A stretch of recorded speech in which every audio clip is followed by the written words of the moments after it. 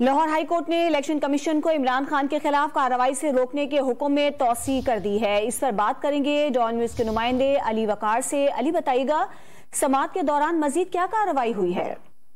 जी बिल्कुल, आज लाहौर हाईकोर्ट ने इमरान खान को पाकिस्तान तहरीक-ए-इंसाफ के चेयरमैन के ओहदे से हटाने के लिए दरख्वास्त की समाअत हुई, जिसमें इलेक्शन कमीशन और वफाक की जानिब से वकला पेश हुए, जबकि इमरान खान की जानिब से बैरिस्टर अली जफर ने उनकी वकालत की है। इस मौका पर अदालत में इलेक्शन कमीशन के वकील की जानिब से ये कहा गया है कि उनके जो सीनियर वकील हैं वो इस्लामाबाद में सरकारी मसरूफियात में मसरूफ है, इस वजह से वो आज इस पर मुकम्मल जामिया जवाब जमा नहीं करवा सकते। ताहम अली जफर की जानिब से जो दलाइल दिए गए उसमें उन्होंने कहा कि इमरान खान इलेक्शन कमीशन के पास ये इख्तियार नहीं है कि वो इमरान खान को पार्टी ओहदे की नशिस्त से हटाए। ताहम अदालत ने इमरान खान की दरख्वास्त पर फुल बेंच बनाने की सिफारिश कर दी है। चीफ जस्टिस लाहौर कोर्ट को फुल बेंच बनाने के लिए फाइल भिजवा दी गई है, क्योंकि अदालत ने यह कहा है कि दरख्वास्त में मुतअद्दिद आईनी मामलात है जिनकी तशरीह होना जरूरी है। इस मौका पर अदालत ने इलेक्शन कमीशन को इमरान खान के खिलाफ कार्रवाई से रोकने के हुक्म में तौसीह भी कर दी है।